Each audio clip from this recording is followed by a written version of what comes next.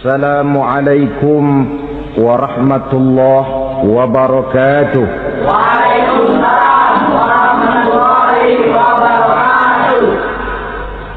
Alhamdulillah wassalatu wassalamu ala sayyidina Rasulillah sayyidina wa maulana Muhammad ibn Abdullah wa ala alihi wa sahbihi wa mawala. La haula wa la quwwata illa billah, amma ba'du.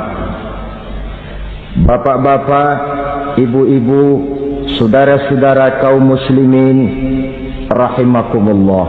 Rangka memperingati Maulid Nabi besar Muhammad sallallahu alaihi wasallam. Yang penting dari peringatan Maulid ialah membicarakan bagaimana sebenarnya identitas umat Rasulullah sallallahu alaihi wasallam. Sebab apa? Adalah suatu hal yang wajar bahwa seorang pengikut menyesuaikan tingkah laku, gaya hidup dengan orang yang diikutinya. Jangankan di dunia ini, di akhirat nanti identitas ini akan dimintakan pertanggungjan jawab dan akan ditanyakan kepada kita. Sekurang-kurangnya menjadi pengikut rombongan orang besar merupakan suatu nikmat. Paling tidak kita bisa numpang mujur. Kalau saya berangkat ke Bali ikut rombongan Pak Menteri misalnya, saya bisa bebas timbangan, tas saya tidak usah diperiksa-periksa barangkali. Kenapa? Ini rombongannya Pak Menteri, numpang mujur. Itu sekurang-kurangnya. Tetapi tentu untuk menjadi anggota rombongan Pak Menteri ini kan harus ada tanda, ciri-ciri atau yang disebut identitas. Kalau kita mengaku dan memproklamirkan diri sebagai umat Nabi Muhammad, sebagai pengikut beliau, apa sih identitasnya, ciri-cirinya? Inilah yang akan kita bicarakan pada kesempatan ini, bersumber dari surah Al-Fatah ayat 29. Allah Subhanahu wa ta'ala menjelaskan Muhammadur Rasulullah, bahwa Nabi Muhammad itu adalah utusan Allah, pesuruh Allah. Walladzina ma'ahu, dan orang-orang yang bersamanya, orang yang mengikuti ajarannya, para sahabatnya, kita ini para pengikutnya, mempunyai ciri atau identitas. Dalam ayat ini ada 5 ciri yang dijelaskan. Pertama, asyidda'u 'alal kuffar. Pengikut Nabi Muhammad bersikap tegas kepada orang-orang kafir. Apa artinya tegas di sini? Saudara-saudara, tegas di sini artinya bukan main marah-marahan, tidak ngajak berkelahi, bukan juga menantang perang. Tegas di sini artinya mempunyai prinsip, mempunyai garis yang nyata di dalam keyakinan beragama. Garisnya apa? Tidak lain, lakum dinukum waliyadin. Bagi Tuhan agama Tuhan, bagi kami agama kami. Silahkan Tuhan melaksanakan agama Tuhan, kami akan melaksanakan agama kami. Kami menghormati Tuhan, Tuhan pun menghormati kami. Tetapi soal agama tidak usah dicampur adukkan. Identitas semacam ini perlu kita tegakkan kembali. Sebab apa? Sebab di zaman sekarang orang mulai mengaburkan nilai-nilai kebenaran dari agama, yang pada akhirnya menanamkan sikap ngambang terhadap agama. Misalnya kita ini dibuai dengan kalimat yang kelihatannya bagus tapi sebenarnya mengandung racun. Kata orang, jangan fanatik, semua agama kan bagus, semua agama benar, semua agama thayyib. Terus terang saja, saya bukan tidak setuju dengan kalimat itu. Saya beranggapan kalimat itu belum sempurna. Semua agama benar, jangan titik di situ, itu baru sekedar koma. Semua agama benar, koma, bagi penganutnya masing-masing, titik. Semua agama baik, koma, bagi penganutnya masing-masing, titik. Bagi kita yang muslim, yang benar, Islam. Dan seorang muslim yang berani membenarkan semua agama, seorang muslim yang berani berkata semua agama benar, sekurang-kurangnya munafik kalau tidak menjadi murtad. Wah Pak, itu namanya fanatik dong. Betul. Yang tidak boleh kan fanatik kepada suku, yang tidak boleh kan fanatik kepada guru, tapi fanatik kepada agama dalam arti berpegang teguh kepada agama merupakan bagian daripada kehidupan beragama. Hanyalah kalau umat Islam ini fanatik dengan agamanya, dia akan konsekuen, baik melaksanakan, mengamalkan maupun mengembangkan agamanya. Saya cinta kepada suku saya, tapi tidak lalu fanatik. Cinta suku boleh, fanatik kepada suku salah. Cinta kepada guru bagus, fanatik kepada guru jelek. Cinta kepada agama bagus, fanatik kepada agama wajib. Hanya dengan fanatik kepada agama orang konsekuen. Yang jelek itu kan kalau sudah fanatisme kesukuan. Contoh, misalnya mentang-mentang orang Sunda, lalu ngomong saya ogah dengerin ceramah. Kenapa? Ustaznya bukan orang Sunda sih. Ini nggak bener, emangnya Nabi Muhammad kelahiran Ciamis? Kan tidak.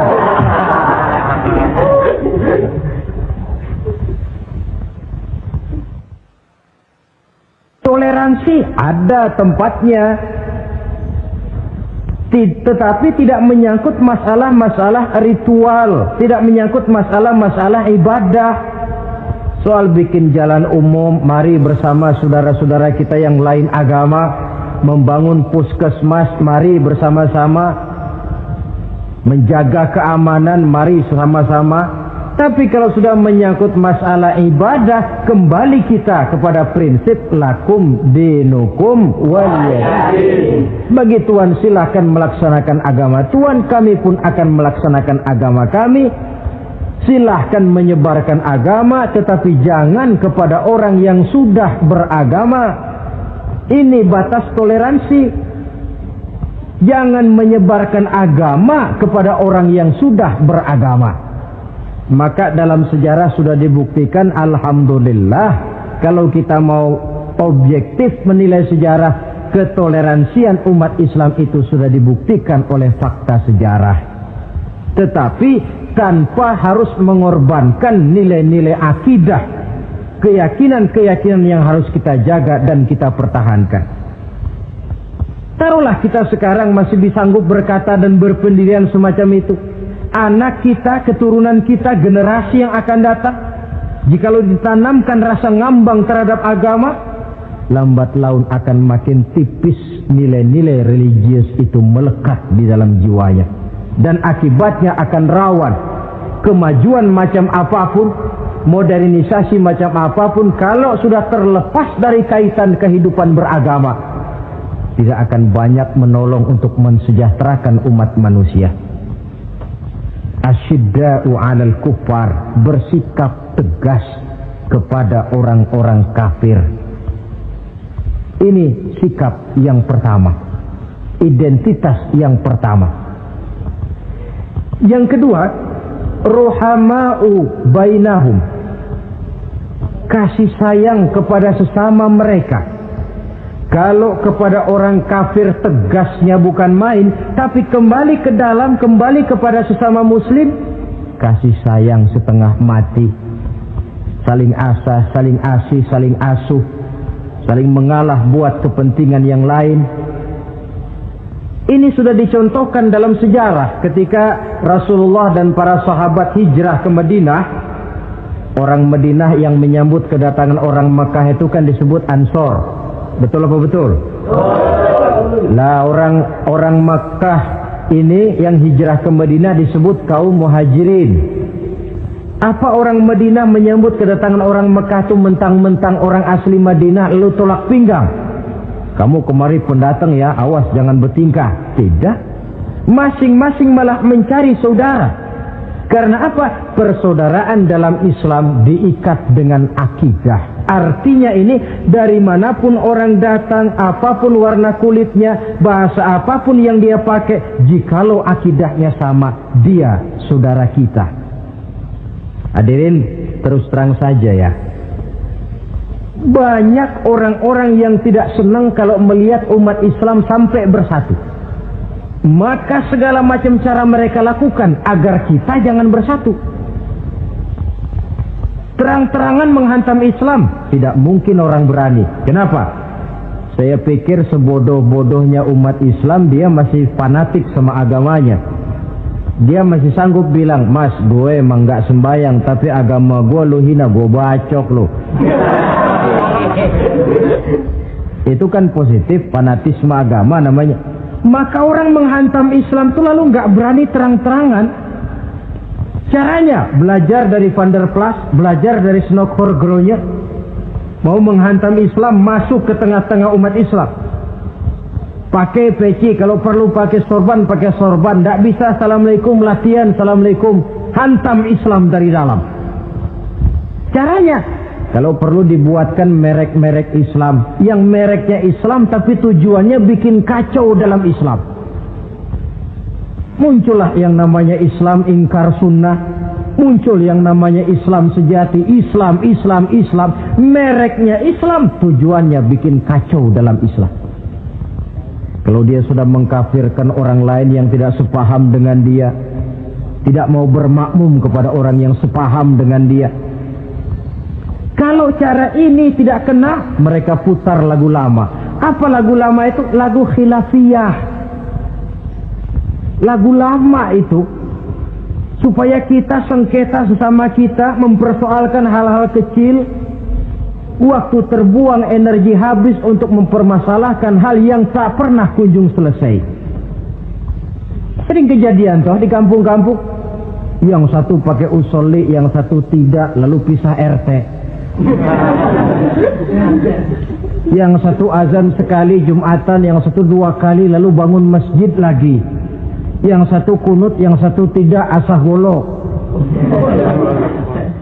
Persoalan yang semacam ini sampai kiamat tidak akan kunjung selesai. Oleh karena itu potensi yang besar ini tidak tersalurkan dengan wajar karena kita centang perenang di dalam, tidak pandai menjaga kesatuan dan persatuan sebagai modal dasar untuk berbuat yang lebih baik. Adalah lebih baik kita ini mencari titik-titik persamaan dan bukan memperbesar pola perbedaan. Ruhama'u bainahum, kasih sayang sesama mereka. Imam Ghazali memberikan contoh, kun kal yadain wala takun kal uzunain. Hai umat Islam, hiduplah kamu seperti 2 tangan. Saling asah, saling asih, saling asuh, saling mengalah buat kepentingan yang lain. Coba lihat 2 tangan kita, rukunnya bukan main. Kalau tangan kanan maju ke depan, kata yang kiri, oke, saya mengalah. Dia mundur ke belakang. Kiri di depan, kata kanan, sekarang giliran saya ngalah. Dia mundur ke belakang. Akhirnya kita jalan lenggang. Enak nggak dilihat orang? Coba kalau nggak ada yang mau ngalah. Tangan kanan ke depan, kata yang kiri, gue juga bisa. Dia ke depan lagi. Depan kayak robot kita jalan. Lalu mekanisme kerjanya, tangan kanan kerjanya bagus-bagus toh. Salaman tangan kanan, tanda tangan tangan kanan, hitung duit tangan kanan, ambil kue tangan kanan. Kiri nggak pernah protes, tahu posisi. Memang tugas saya bidang pembersihan. Ya pembersihan saja dilakoni. Artinya apa ini? Yang satu dengan yang lain saling memperkuat walaupun komposisinya berbeda. Dicontohkan dalam perjalanan kehidupan sahabat Nabi. Sahabat Nabi yang paling terkenal itu 4 orang. Sayyidina Abu Bakar, Sayyidina Umar bin Khattab, Sayyidina Utsman bin Affan, Sayyidina Ali bin Abi Thalib. 4 sahabat ini kalau kita lihat komposisinya, keahliannya lain-lain. Coba, ada Sayyidina Abu Bakar, ini sahabat merangkap mertua. Kalau bahasa sekarang, Abu Bakar ini disebut kiai diplomat. Kiai karena beliau orang alim, diplomat karena pandai bersiasat, ahli politik. Kemampuan berpolitiknya digunakan buat kepentingan agama. Sebab siapapun yang berpolitik untuk kepentingan agama, tentu kita doakan. Tetapi siapapun yang jual agama untuk kepentingan politik, kita juga berdoa. Cuma tentu doanya lain dengan yang berpolitik buat agama tadi. Saudara hadirin yang saya hormati, ada Umar bin Khattab. Ini kalau bahasa sekarang disebut imam jenderal ini. Imam tapi jenderal, jenderal tapi imam. Kenapa imam? Karena dia mampu memimpin jamaah di masjid. Kenapa jenderal? Karena dia sanggup memimpin tentara di medan perang. Kegagahannya, keberaniannya, keperkasaannya digunakan membantu perjuangan Rasul. Ada Utsman bin Affan, santri ekonom. Kenapa santri? Karena dia orang kaya. Kenapa ekonom? Karena dia pengusaha bergerak di bidang bisnis. Keuntungan usahanya untuk membantu perjuangan Rasul. Ada Ali bin Abi Thalib, tokoh muda tapi intelek. Masih muda tapi rela mengorbankan nyawa demi keselamatan Rasul di malam hijrahnya. Alangkah nikmatnya umat Islam ini kalau punya kiai diplomat, imam jenderal, santri ekonom, pemuda intelek, yang masing-masing bekerja sama menunjang untuk kepentingan agama. Ruhama ubainahum, kasih sayang di antara sesama mereka. Mobil, kenal mobil nggak? Ya. Mobil itu baru bisa jalan dengan baik kalau seluruh onderdilnya kompak. Kalau yang satu sudah merasa dirinya lebih penting dari yang lain, alamat mobil udah deket mogok. Misalnya yang jadi bensin nyombong, kalau nggak lantaran saya nggak bakalan jalan nih mobil. Bannya denger, sombong.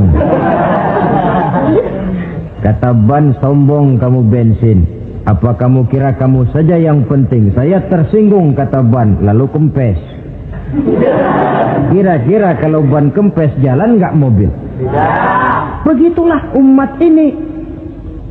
Kayak satu bangunan, ada yang jadi jendela, pintu, tiang, genteng dan sebagainya. Tetapi satu sama lain hendaknya saling memperkuat. Kalau tidak, kita ini pernah diramalkan oleh Nabi, yushiku an tada'a alaikumul umam kama tada'al akalatu ala qas'atiha. Satu saat akan datang di tengah-tengah kamu di mana keadaanmu waktu itu seperti makanan di meja makan. Coba bayangkan, menurut Rasul satu saat kondisi umat Islam akan seperti makanan di atas meja. Yang barat mau makan, yang timur mau santap, yang selatan mau ganyang, yang utara mau injak-injak.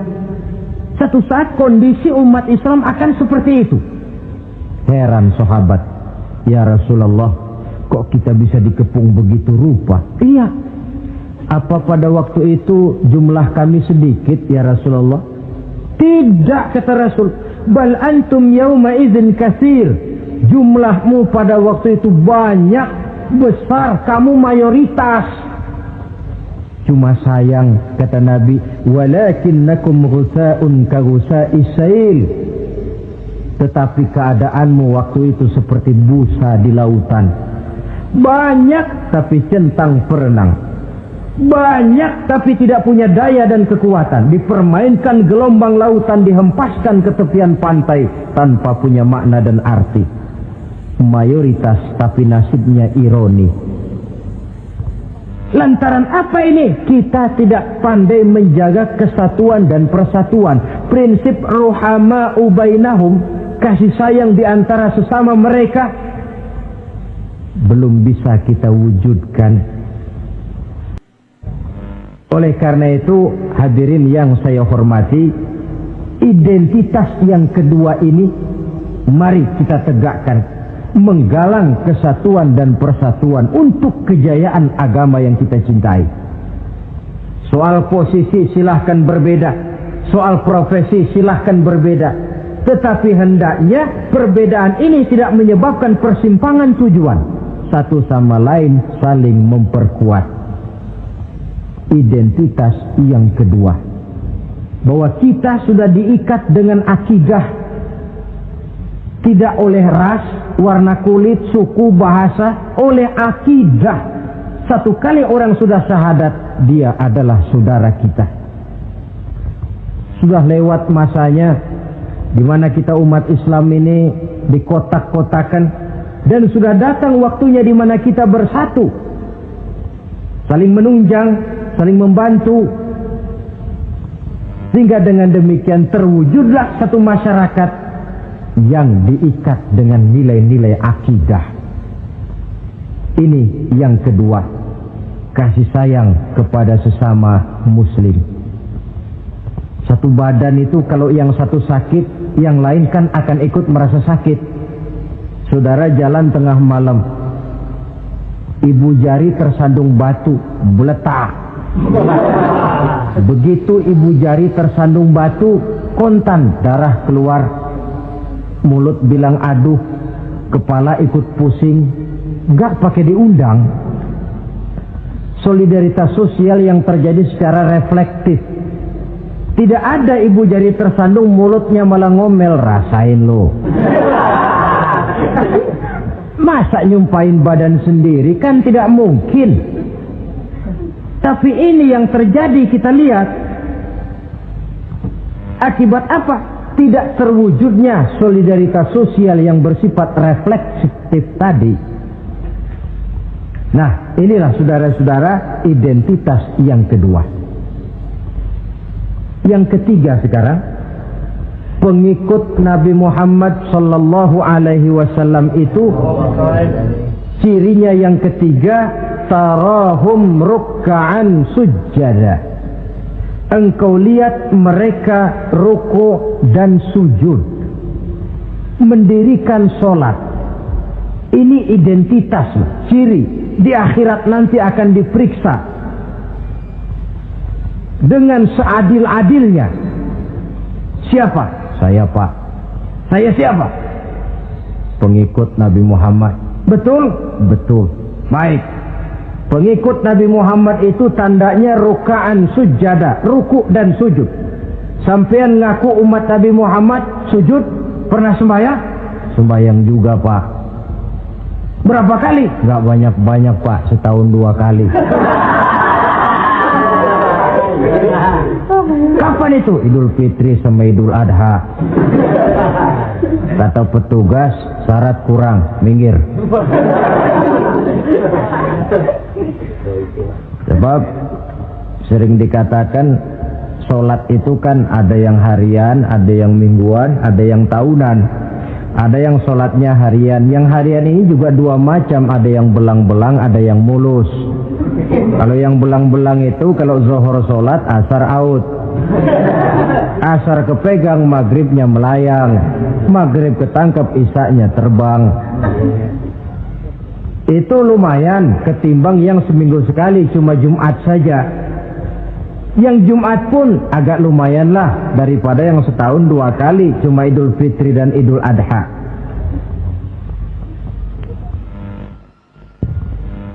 Tetapi bagaimanapun juga sholat ini memang merupakan keperluan dalam kehidupan kita. Ciri identitas yang memperkaya kepribadian. Pengikut Nabi orangnya ruku dan sujud. Sehingga di zaman sahabat tadi kondisi mereka digambarkan kalau siang seperti kuda perang, tetapi kalau malam seperti pendeta. Maksudnya apa? Di medan perang mereka gagah, tapi kalau sudah ruku dan sujud bukan main khusyuknya. Ruku dan sujud. Dengan kata lain, ciri pengikut Nabi Muhammad orangnya mendirikan sholat. Nah, masalahnya sekarang apa perlunya sholat dalam kehidupan kita? Yang jelas dia untuk menggembirakan Allah kok. Se-ASEAN orang tidak ada yang sholat, Allah tidak akan berhenti jadi Tuhan. Manfaatnya akan kembali kepada kehidupan. Nah, apa perlunya sholat dalam kehidupan kita?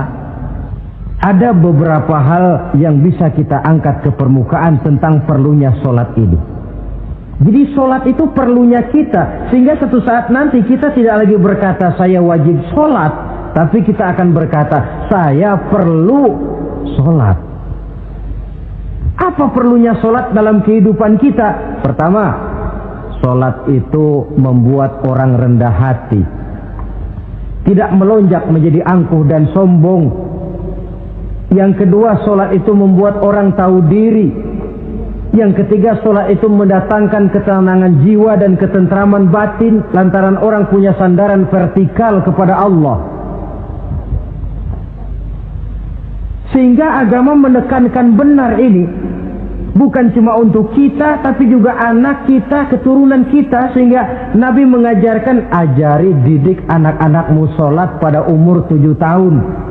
Kalau umur 10 tahun mereka sudah berani meninggalkan sholat, pukul. Bukan dengan tujuan menyakiti, tapi mendidik anak supaya disiplin dengan sholatnya. Kayaknya kita yang hidup di zaman serba modern ini, soal anak mau sholat atau tidak, kayaknya orang tua itu, kalau istilah anak sekarang, cuek-cuek aja. Jarang yang mengadakan inspeksi, pengecekan anaknya sudah sholat apa belum, lalu sholatnya disiplin apa tidak. Jarang yang memberikan sugesti dan rangsangan supaya anaknya mendirikan sholat. Saya jarang mendengar orang tua muslim yang berkata, nak, kalau kau hafal Fatihah dengan artinya bapak beliin sepatu baru. Nak, kalau kau hafal juz amma, bapak beliin sepeda. Sugesti untuk hal-hal yang bersifat agama sangat langka. Tapi kalau sudah hal-hal yang bersifat umum, wah, nah, kalau kamu lulus nanti SD ya, kita piknik ke Tangkuban Perahu, lulus SMP tur ke Bali, lulus SMA piknik ke Singapura. Rangsangan dan dorongan, baguslah itu. Tetapi alangkah akan lebih bagusnya jika untuk hal-hal yang bersifat agama kita pun sanggup memberikan sugesti, rangsangan dan dorongan kepada anak-anak kita. Sehingga sejak kecil mereka sudah terbiasa dengan sholat. Sejak kecil mereka sudah disiplin dengan sholatnya. Wah, kalau tidak, kayu itu kalau mau dibengkokkan pada saat dia masih kecil. Kalau sudah besar baru mau dibengkokin, repot kayu itu. Membentuk orang soleh itu harus dimulai sedini mungkin.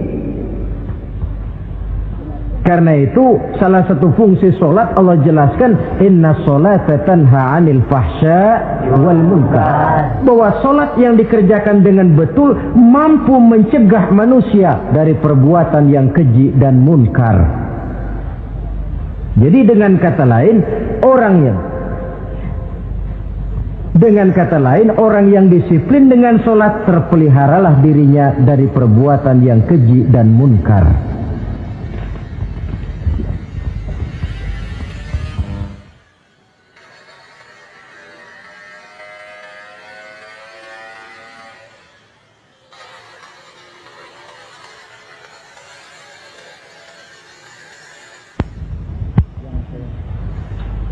Hadirin yang saya hormati, suatu kenyataan barangkali yang memang tidak bisa kita pungkiri, bahwa kemajuan ilmu pengetahuan dan teknologi sekarang ini makin mengagumkan.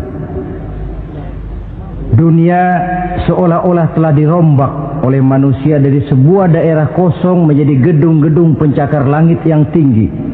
Orang sudah bertandang ke bulan, dan dalam beberapa tahun mendatang boleh jadi akan bertandang pula ke planet-planet lainnya. Kekurangan air minum bisa diatasi dengan penyulingan air laut. Kekurangan areal pertanian bisa diatasi dengan merombak gurun pasir yang gersang dan tandus menjadi sawah ladang yang menghasilkan kebutuhan hidup manusia. Tapi seiring dengan itu menjadi pertanyaan, makin sejahterakah umat manusia? Tercapaikah kebahagiaan? Pada sisi lain kita melihat kemajuan itu melahirkan hal-hal yang tidak kita harapkan. Apa yang kita sebut dengan penyakit dunia modern, yang rupanya makin banyak dokter, makin banyak juga penyakit, makin banyak rumah sakit, makin aneh nama penyakit. Pola yang paling berbahaya ialah jikalau kemajuan itu menyebabkan manusia sampai mendewa-dewakan ilmu dan teknologi. Dan ini yang sering saya istilahkan dengan berhala abad 20. Kalau dulu orang menyembah berhala yang namanya Latta, Uzza, Manat, Hubal, orang zaman sekarang secara tidak langsung banyak yang menjadi penyembah komputer, penyembah sains dan teknologi, mendewa-dewakan otak, lalu lupa bahwa sepanjang yang bisa dilakukan oleh manusia adalah berusaha dan berusaha, sementara ketentuan mutlak datang dari Allah Subhanahu wa ta'ala. Disinilah perlunya ruku dan sujud, agar manusia tahu benar hakikat dari mana dia datang, di mana dia sekarang, mau apa dia di sini, dan kemana dia akan pulang. Oleh karena itu, pada kesempatan ini saya mengajak, marilah identitas ini kita tegakkan dalam diri kita, menjadi pengikut yang ruku dan sujud di hadapan Allah. Sebab di sana terdapat sumber kekuatan, baik dia kekuatan batin, kekuatan jiwa, kekuatan dalam semangat perjuangan, kekuatan dalam menegakkan yang ma'ruf dan menghancurkan yang munkar. Sandaran kita kepada Allah. Saudara mungkin masih ingat ketika Rasulullah dan Abu Bakar hijrah, mereka berdua tidak langsung ke Madinah tapi berada di Gua Sur 3 malam 2 hari lamanya. Orang kafir Quraisy yang mengejar sampai juga di mulut gua itu. Andai kata mereka menengok saja ke bawah, sudah kelihatan Nabi dan Abu Bakar, tapi mereka tidak menoleh. Nabi dengan mantap berkata kepada Abu Bakar, la takhaf wa la tahzan ya Abu Bakar, innallaha ma'ana.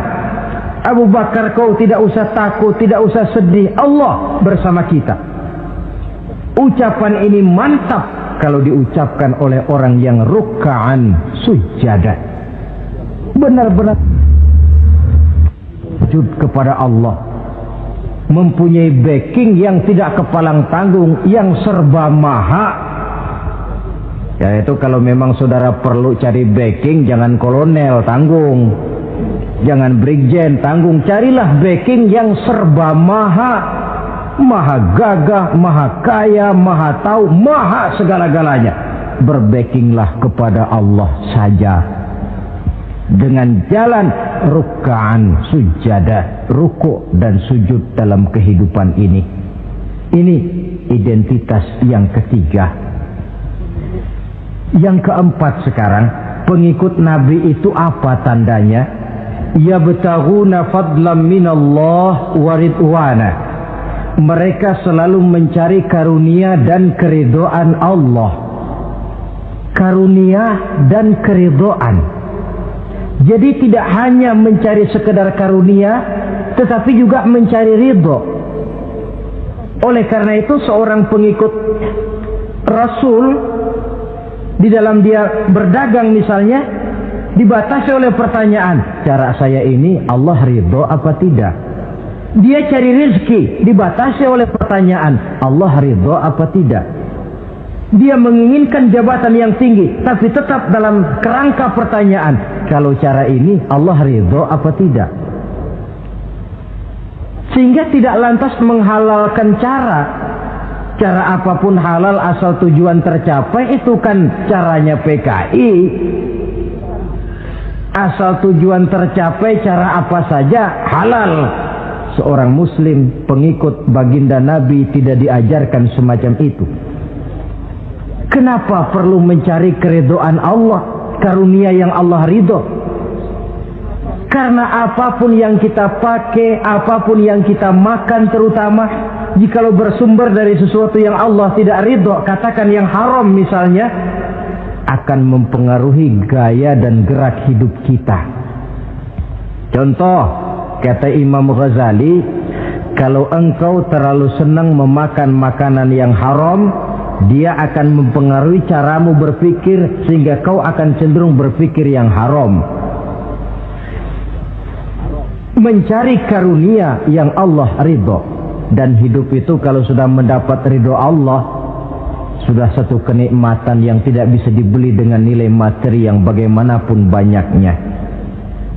Karena itu biarlah kita orang mukmin ini di dunia hidup kaya asal Allah ridho saja. Gak apa-apa. Biar rumah kita gedung, punya mobil bagus, uang banyak, kalau Allah ridho enak. Daripada sudah melarat tinggal di pinggir kali, rumahnya gubuk, Allah marah lagi. Kapan mau senang orang macam begitu? Jadi biarlah kita ini bahagia di dunia, asal di akhirat masuk surga. Nggak apa-apa. Mencapai kebahagiaan di dunia dan di akhirat. Cari karunia Allah sebanyak-banyaknya. Karena memang bumi dan segala fasilitasnya diperuntukkan bagi manusia. Dan karunia Allah itu ada dimanapun kita pergi. Dahulu ketika turun perintah hijrah, sebagian sahabat berpikir-pikir, kalau saya hijrah ke Madinah, di Madinah mau makan apa saya? Ini Mekah kan jelek-jelek, kampung sendiri. Umpama kepepet ngutang-ngutang dikit orang masih percaya lah, kalau ke Madinah ngutang sama siapa? Takut dia kalau hijrah ke Madinah tidak dapat makan. Allah memberikan jaminan, qul li'ibadiyallazina amanu inna ardi wasi'ah fa iyaya fa'budu. Katakan kepada mereka Muhammad, hai hamba-hambaku yang beriman, bumiku ini luas. Di Mekah kau makan, hijrah ke Madinah juga kau akan makan.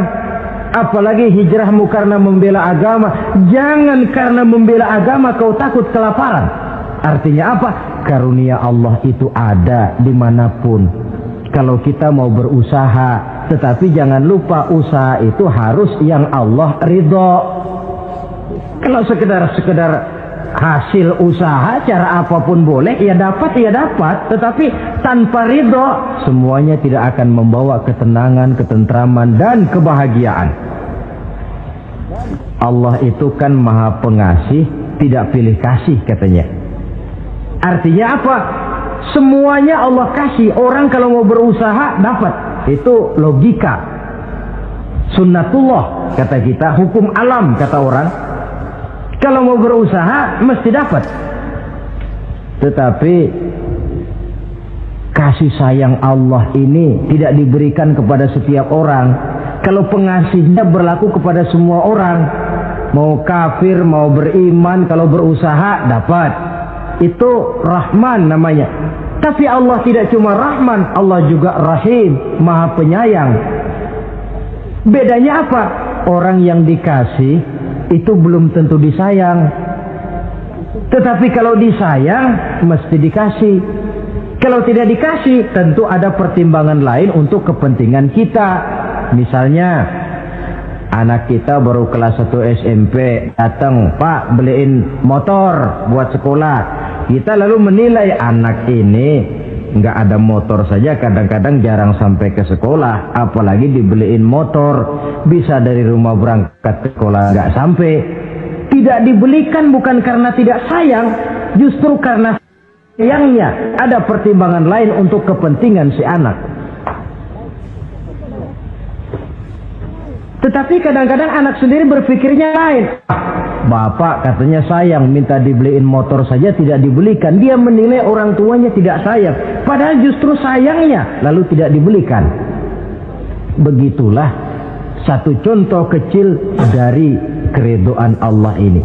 Jika Allah sudah memberikan ridhonya kepada kita, segala yang kita mau diberikannya. Kalau tidak juga diberikan, tentu ada manfaatnya untuk kemaslahatan kita. Allah maha tahu. Misalnya orang mengeluh, saya akan sembahyang rajin, ngapa rezeki seret bener sih? Apa saya berhenti lagi sholat? Allah lebih tahu. maslahatnya. Barangkali potongan kayak kita ini kalau diberikan rezeki banyak sedikit lalu berhenti ke masjid. Rezeki lu segini aja dah, lu jadi rajin ke masjid. Ada manfaatnya buat kepentingan kita. Mencari karunia yang Allah ridho. Dalam alam yang terbentang luas ini karunia Allah terhampar luas. Tinggal kita mencari, dan untuk mencari itu diperlukan keahlian. Keahlian hanya timbul karena pendidikan. Makin ke depan persaingan hidup makin tajam tanpa membekali diri. Terutama generasi kita yang akan datang, anak-anak kita. Boleh jadi mereka akan tersudut ke pojok-pojok kehidupan untuk kemudian lebih banyak jadi penonton daripada sekedar pemain. Dan kerugian akan kembali kepada kita. Karena itu cari karunia Allah sebanyak-banyaknya, tapi dengan garis bawah yang Allah ridho. Sekali lagi, carilah karunia Allah sebanyak-banyaknya dalam kehidupan ini, tetapi dengan menggarisbawahi yang Allah ridho. Inilah identitas yang keempat. Yang kelima sekarang, identitas yang terakhir, simahum fi wujuhihim min atharis sujud. Di muka mereka ada tanda bekas sujud. Ini pengikut Rasulullah sallallahu alaihi wasallam. Bekas sujud, iya. Apa bekas sujud itu? Apa jidatnya hitam kebanyakan sujud? Mungkin. Karena rajin sujud lalu berbekas. Boleh jadi, tapi soal hitam di jidat sih gampang digosok-gosok. Yang terpenting asarus sujud di sini dalam bentuk sikap mental. Apa sikap mental yang saya maksud? Orang yang rajin sujud itu lalu membekas dalam kehidupannya. Pengaruh sujud. Apa pengaruh sujud? Karena rajin sujud timbul ikhlasnya. Sudah berbuat, yang penting itu Allah. Orang lain mau tahu atau tidak, orang lain mau puji atau tidak, yang penting Allah. Sebab kalau sudah dia usolli fardal maghribi Allahu Akbar, dia tinggalkan dunia dan seluruh isinya. Naik dia menghadap Allah. Selamat tinggal sebentar dunia, nanti saya balik lagi. Yang ada cuma dia dan Allah dalam dialog langsung. Timbul keikhlasan, terjemahannya dalam kehidupan. Berbuat tanpa pamrih, tidak suka menepuk jasa dan menghitung jasa. Sebab biasa orang itu kalau sedang perang tidak sempat ngaku jadi pahlawan, tapi kalau perang sudah selesai nggak kenal bedil ngaku pahlawan. Kalau perang sedang berkecamuk, jarang yang mengaku pahlawan. Kalau sudah perang selesai, masing-masing nepuk dada. Seorang yang ikhlas, seorang yang berbuat tanpa pamrih, dan ini pengaruh sujud dalam kehidupan. Lalu apalagi timbul jujurnya. Kenapa? Kalau dia sholat zuhur 4 rakaat, lalu umpama selesai 3 rakaat dia salam, orang lain tentu tidak tahu dia korupsi 1 rakaat. Tapi kenapa tidak dia lakukan? Ada Allah sih yang tahu. Timbul kejujuran, disiplin murni yang berakar dari hatinya sendiri. Lalu apa lagi? Kesabaran. Dilatih lewat sholat. Kalau belum selesai 4 rakaat, jangan berhenti sholat isya umpamanya. Dan banyak lagi pengaruh-pengaruh asarus sujud. Ini di dunia. Di akhirat nanti kata Nabi, inna ummati ya'tuna yaumal qiyamah ghurran muhajjalin min asaril wudu. Umatku di hari kiamat nanti akan datang menghadap Allah dengan muka berseri-seri dari sebab air wudu. Mukanya bersinar-sinar karena di dunia rajin wudu. Sehingga barangkali di akhirat nggak perlu ngaku-ngaku kita. Ya Rasulullah, saya umatmu, tidak perlu. Rasulullah lihat sendiri, wah ini mukanya bersinar-sinar. Ta'ali ummati, umatku sini, umatku sini. Kalau di dunia rajin kena air wudu. Ya rajin wudu artinya kan rajin sholat. Masa ada orang wudu aja nggak sholat, kan model. Kalau muka tidak pernah tersentuh wudu, kalau muka tidak pernah sujud, teriak-teriak kita mengaku, ya Rasulullah saya umatmu ya Rasulullah. Kata Rasulullah, enggak ada umat saya yang dekil kayak sampean.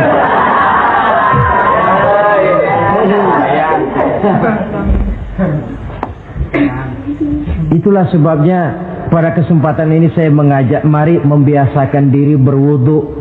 Tidak cuma untuk sholat. Saudara mau berangkat ke kantor, wudu dulu, bagus. Saudara mau pergi berdagang, wudu dulu, cakep. Saudara mau pergi kuliah, mau pergi sekolah, wudu dulu, bagus. Di samping kebersihan jasmani, juga kebersihan rohani. Tengok saja. Kalau kita membasuh tangan pada saat wudu, mulai Allahumma inni as'aluka yumna wal barakah wa a'udzubika minasyu'mi wal halakah. Itu kan yang kita baca. Ya Allah, saya mohon keberkahan di dua tangan ini, supaya tangan ini kalau dibawa dagang untung, dibawa menanam lalu panen, dibawa berusaha menghasilkan rezeki. Dan saya berlindung kepadamu ya Allah, jangan sampai tangan ini membawa kesialan dan kecelakaan. Berlindung kepada Allah jangan sampai jadi punya tangan sial. Dipakai dagang rugi, dipakai nanam pohonan mati, dipakai mukul orang mati. Tangan sial. Dari itu saja sudah memberikan sugesti untuk rohani kita.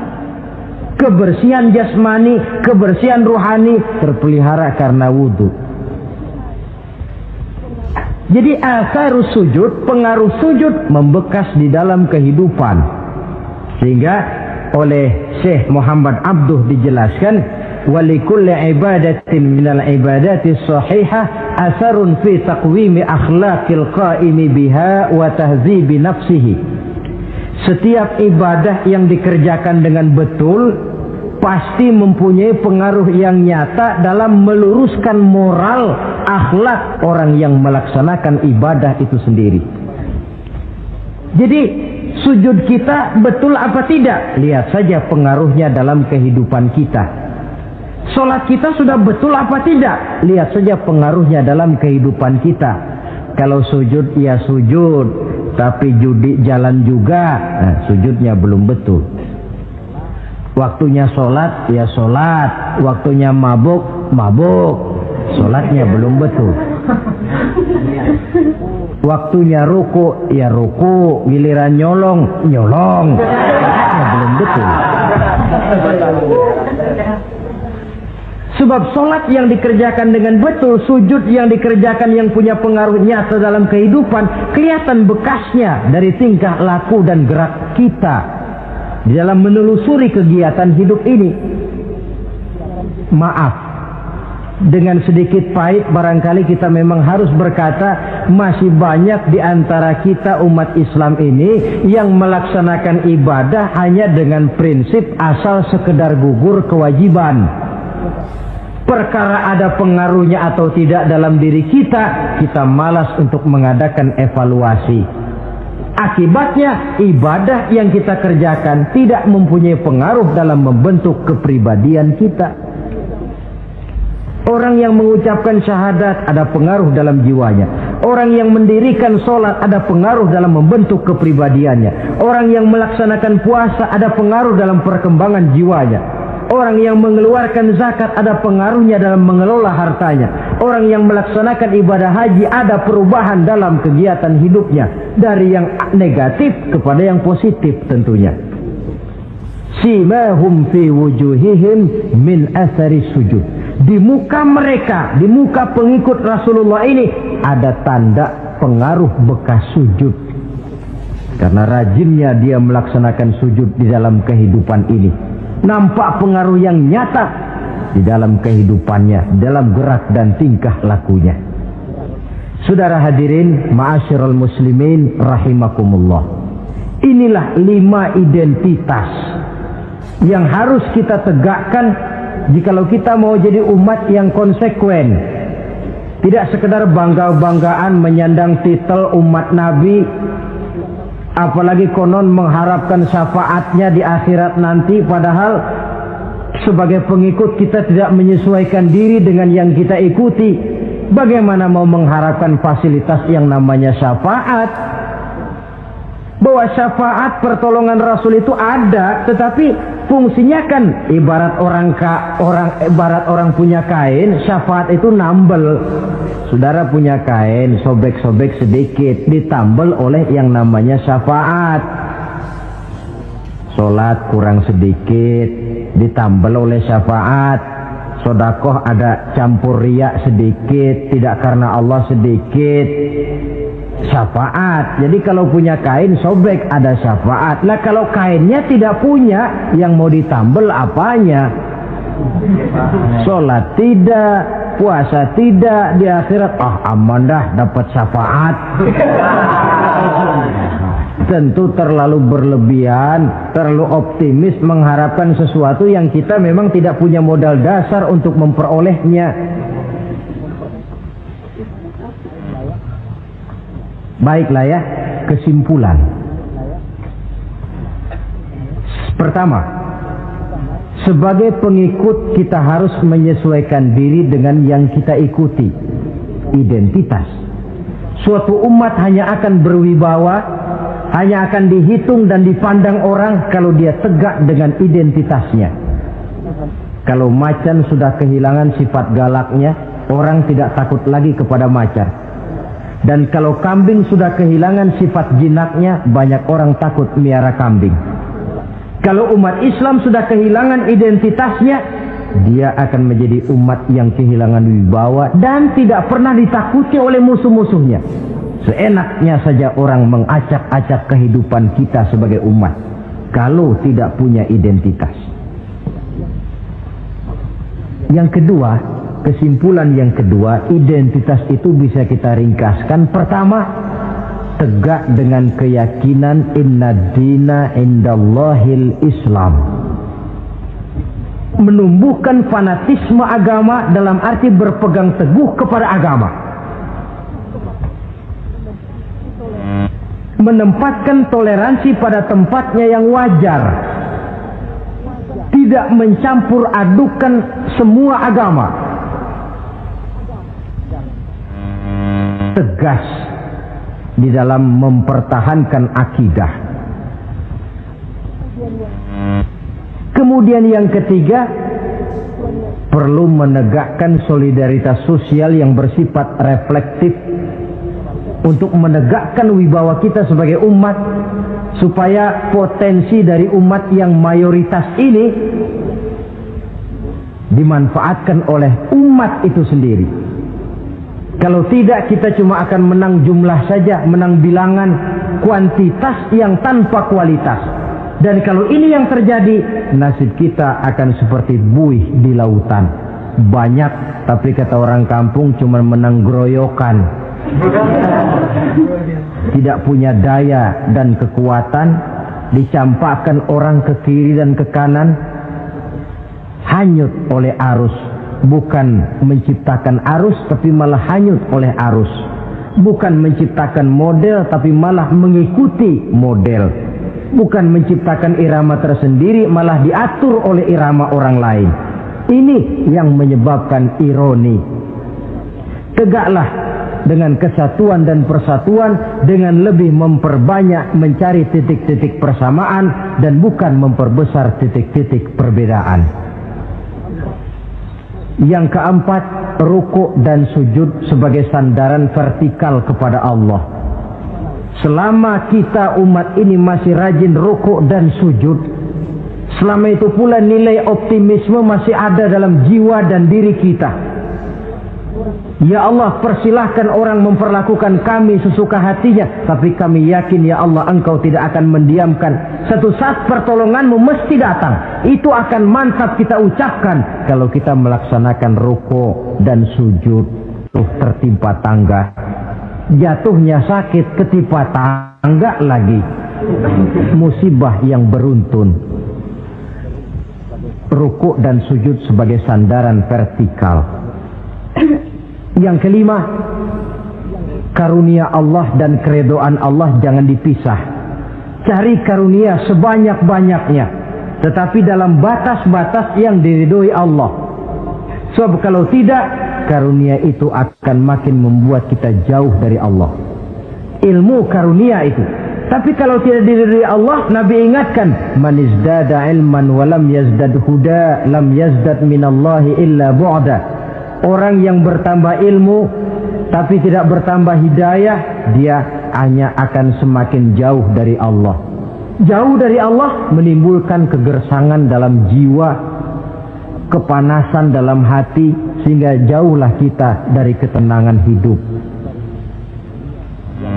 Karunia yang Allah ridho, dan Islam melarang umatnya untuk berpangku tangan menunggu keajaiban dari langit. Berusaha, berikhtiar, berdoa, lalu bertawakal kepadanya. Yang terakhir, hendaknya ibadah yang kita kerjakan dievaluir, ditinjau kembali apa pengaruhnya dalam kehidupan kita.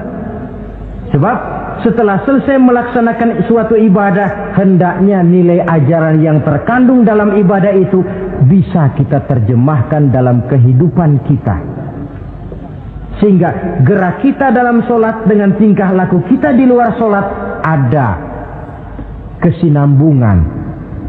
Gerak kita di dalam bulan Ramadan dengan tingkah laku kita di luar Ramadan ada kesinambungan. Namanya ibadah yang kita kerjakan ada pengaruhnya dalam memperbaiki kehidupan kita. Dengan satu prinsip, ibadah itu kita kerjakan adalah kemanfaatannya kembali kepada kehidupan kita. Saudara hadirin yang saya hormati, inilah pembicaraan kita pada pertemuan kita kali ini. Dengan harapan tentunya dalam memperingati Maulid kita tidak hanya sekedar melakukan satu tradisi, tidak hanya sekedar hura-hura, tidak hanya sekedar ikut-ikutan, sebab bagaimanapun peringatan semacam ini bukan tujuan. Ini cuma sekedar alat. Kalau peringatannya yang jadi tujuan, selesai memperingati, selesai sudah. Kayak saudara tujuannya mau ke Bogor, kira-kira kalau sudah sampai Bogor pulang lagi enggak? Pulang. Kenapa? Tujuan sudah tercapai. Tujuannya cuma memperingati Maulid. Sudah selesai. Ya sudah selesai segala-galanya. Yang tidak sholat kembali tidak sholat, yang teler kembali teler. Pokoknya kan udah Maulid. Itu kalau dijadikan tujuan. Maulid sekali lagi bukan tujuan, cuma sekedar alat. Tujuan kita diantaranya mencari identitas, menyesuaikan diri sebagai seorang pengikut dengan Rasulullah yang kita ikuti itu. Inilah pembicaraan kita kali ini. Mudah-mudahan 5 identitas ini Allah berikan kekuatan untuk bisa kita tegakkan dalam diri kita masing-masing, sehingga kebanggaan sebagai pengikut Nabi dibuktikan dengan amal perbuatan kita. Terima kasih banyak atas segala perhatian. Mohon maaf atas segala kekurangan. Usikum wa iyaya bitaqwallah. Wassalamualaikum warahmatullahi wabarakatuh. Waalaikumsalam warahmatullahi wabarakatuh.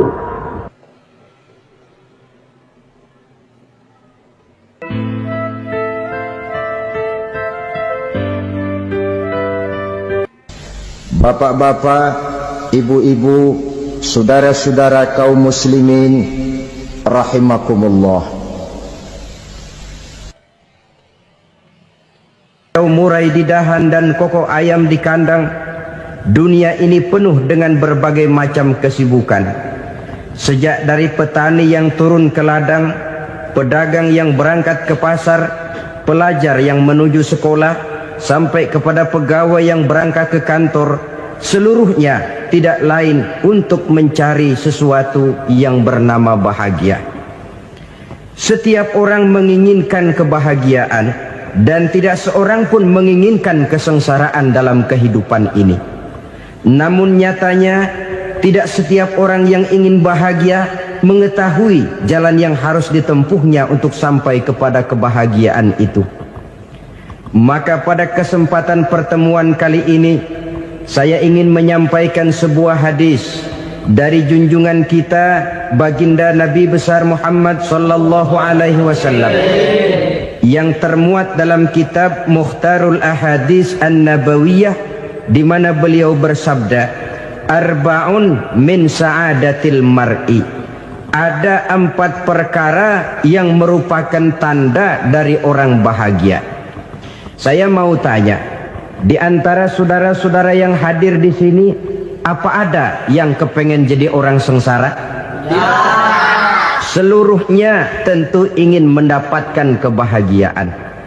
Maka menurut resep dari Nabi kita, tanda orang bahagia itu 4. Jadi kalau saudara ingin bahagia, harus mempunyai 4 perkara ini. Yang pertama, orang bahagia itu kata Nabi, darun wasi'un. Punya rumah biar bagus asal gede. Enak ngaturnya, daripada sudah punya rumah kecil, adanya di pinggir kali, gubuk, kalau hujan bocor, miring lagi, kiamat. Loh, kalau gitu Islam materialis dong. Hadis ini boleh diartikan dengan makna hakiki, arti yang sebenarnya. Boleh diartikan dengan makna majazi, arti kiasan. Kalau dia diartikan dengan arti kias, maka yang dimaksud darun wasi'un ay qalbun wasi'un. Rumah yang luas tidak lain daripada hati yang lapang. Karena di situ kunci kebahagiaan yang sebenarnya.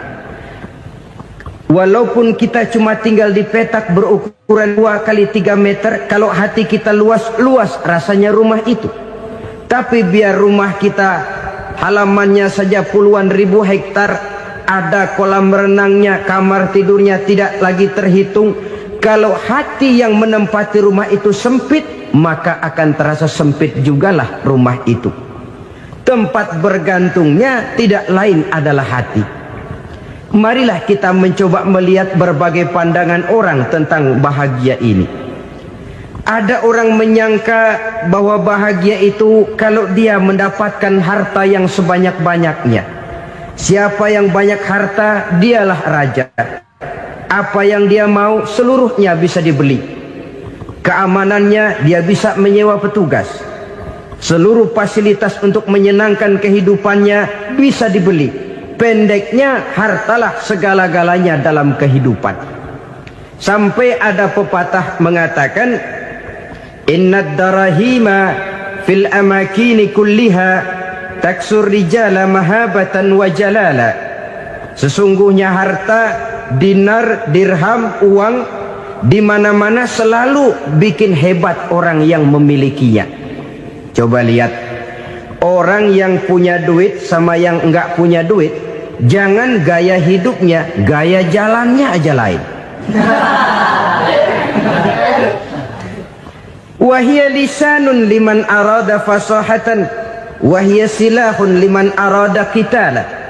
Uang adalah senjata yang paling ampuh bagi orang yang mau pergi perang, dan lidah yang paling fasih bagi orang yang mau bicara. Kalau bicara dengan lidah macet, cobalah bicara dengan harta, lancar. Sampai ada pepatah demikian, segalanya bisa diatur dengan harta. Maka di kalangan orang yang berpandangan semacam itu, seluruh kegiatan hidupnya hanya terfokus kepada bagaimana mengumpulkan harta yang sebanyak-banyaknya. Tidak peduli halal haram, tidak kenal sore pagi siang dan malam, tidak sempat sujud, jauh dari agama, jauh dari kehidupan yang bersifat ruhaniyah, jauh dari Allah dan sebagainya. Sampai dalam Al-Quran dikelompokkan dalam kelompok yang dinamakan lumazah. Allazi jama'a malahu wa addadah yahsabu anna malahu akhladah. Mereka mengumpul-ngumpulkan harta sebanyak-banyaknya dan menyangka bahwa harta yang banyak itu dapat mengekalkan hidupnya, mengekalkan kekayaannya, mengekalkan kebahagiaannya. Saudara hadirin yang berbahagia, kalau pandangan hidup ini benar, artinya kalau harta memang merupakan satu-satunya hal yang dapat membuat orang bahagia, tentu di rumah mewah tidak akan pernah ada tangis derita. Tentu di satu tempat di mana fasilitas hidup serba menunjang, tidak ada yang namanya penderitaan. Tapi suka dan duka, sedih dan gembira, senyum dan tawa adalah milik setiap orang, baik dia punya harta maupun dia tidak punya harta. Nyatalah bahwa harta semata-mata bukan merupakan jaminan bahwa orang akan bahagia. Walaupun tanpa harta orang sulit untuk bahagia. Saya mau cerita, ada orang super kaya. Namanya Aristotle Onesius, Raja Tanker Yunani. Dia punya kapal tanker saja konon sampai 11 banyaknya. Punya perusahaan penerbangan yang disebut Olympic Airlines. Punya hotel di berbagai kota besar di dunia ini, sejak dari New York, London, Paris, Rome dan sebagainya. Bahkan punya pulau yang dia namakan Pulau Scorpio. Ini kan namanya sudah kaya nggak tanggung-tanggung, punya pulau. Nah, dia punya 2 orang anak, yang satu laki-laki namanya Alexander, yang satu perempuan namanya Maria Onesius. Seluruh harapannya tertumpah kepada anak lakinya Alexander ini, yang akan meneruskan usahanya, meneruskan kekayaannya, meneruskan dinastinya. Apa yang terjadi? Ternyata anak yang dia harapkan yang bernama Alexander ini mati muda dalam kecelakaan pada waktu dia olahraga. Apa olahraganya? Namanya olahraga anak orang kaya, golongan jet set. Olahraganya olahraga pesawat terbang. Jatuh, ya nggak kapungut, habis mati. Tinggal satu anak perempuannya, Maria Onesius. Tapi anak perempuan ini juga malah urakan. Terakhir dia pacaran, bahkan kemudian kawin sama orang Rusia. Rupanya Aristotle Onesius ini broken. Kekayaannya yang berlimpah ruah, perusahaannya yang begitu banyak, siapa yang akan meneruskan? Siapa yang akan menggantikan? Sampai kemudian dia mengurung diri di Pulau Scorpio dan mati di sana secara mengenaskan. Seorang multi jutawan, seorang yang super kaya, mati menyendiri di pulau sepi. Ibarat kata pepatah, anak ayam mati di lumbung. Bukan kekurangan makanan, keurugan makanan. Begitu kehidupan Aristotle Onesius. Dan banyak orang-orang yang sudah demikian kaya sampai dibingungkan oleh kekayaannya sendiri. Telusurilah kehidupan David Rockefeller misalnya, Henry Ford misalnya, Adnan Khashoggi misalnya. Multi jutawan yang kadang-kadang dibuat keder oleh kekayaannya sendiri. Pantas ketika Imam Ali ditawarkan orang, "Ya Ali, kalau kepadamu disuruh pilih ilmu atau harta, kau pilih mana?" Ya jelas pilih ilmu dong. Kenapa? Pertama, ilmu kalau kita berikan kepada orang lain tambah. Tapi harta kalau kita berikan kepada orang lain kurang. Saudara punya uang 10.000, dibagi orang 5.000, jelas uang saudara berkurang. Tapi saudara punya ilmu, diberikan kepada orang lain bisa, saudara pun makin mantap. Tidak lantas jadi bodoh karena ngajarin orang. Saudara bisa Fatihah lalu mengajarkan orang Fatihah. Orang bisa, saudara pun makin hafal. Tidak lantas setelah diajarin orang ilmunya hilang. Begitu datang dia minta orang, "Tolong ajarin saya Fatihah." Udah habis, nggak ada.